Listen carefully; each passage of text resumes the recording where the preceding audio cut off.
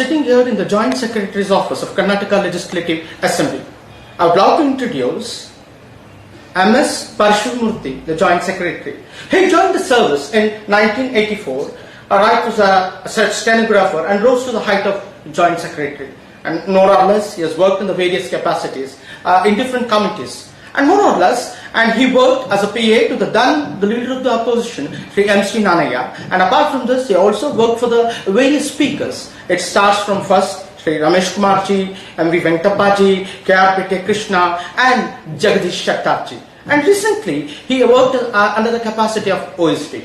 Apart from this, he has a very rich experience, and today he is going to give a brief note about the functioning of local bodies on the Panchayat Raj institution. That is a new committee being established in this very Karnataka legislature. Over to M.S Parashiva Murthy, sir.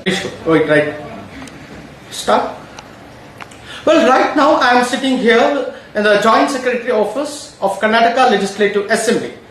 And now I am going to introduce him, sir, namaste. And I am going to introduce him as a Joint Secretary of Karnataka Legislative Assembly, Dr. Parashiva Murthy, M.S Parashiva Murthy. I am sitting in the chamber of Joint Secretary, Karnataka Legislative Assembly. In fact, I would like to introduce the Joint Secretary, M.S Parashiva Murthy, who joined service here in 1984 as a stenographer and member of Joint Secretary, Karnataka Legislative Assembly.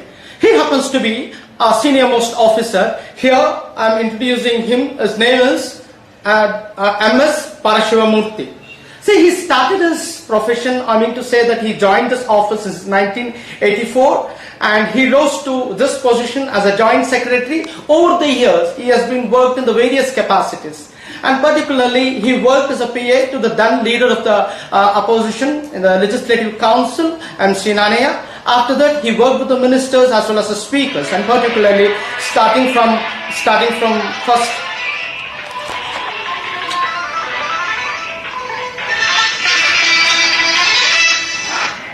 Hello. Nothing. Sound. About the whole process of picking up the question, whether starred and unstarred question.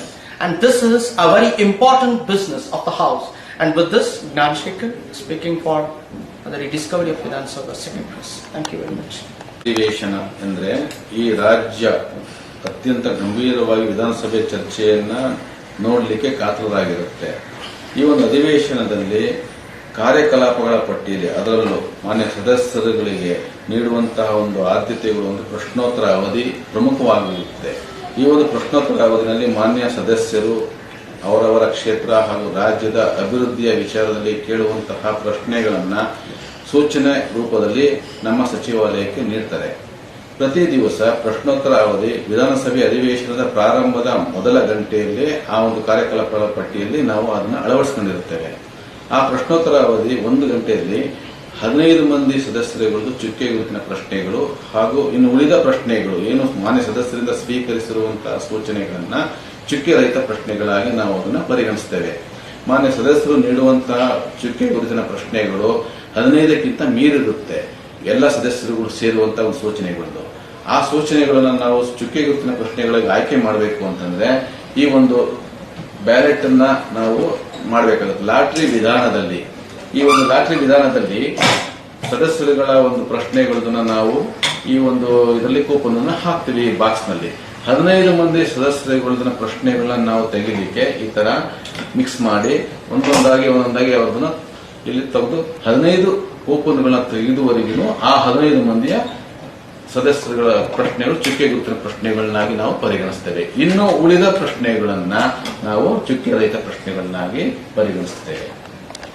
The questions are very significant in this great hall or in this assembly. The executive accountability is being done by this device. This device is called as a ballot system. It has been practiced over the years in almost all the parliamentary institutions. And I am here sitting with M.S Parashiva Murthy sir, who gives a brief note about, since he is heading the question brand, and he is going to give a brief note about how this the operation of questions have been picked out, whether a star or an unstar. And over to M.S Parashiva Murthy sir.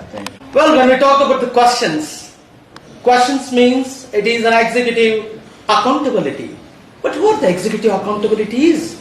Accountability conclusion is the assurance being given by the ministers on the very floor of the house, and this will be looked after by the committee, and the committee goes into the every aspect. The first most important thing, they will collect the information, they classify it, and department wise everything will be debated, and the report will be submitted to the house.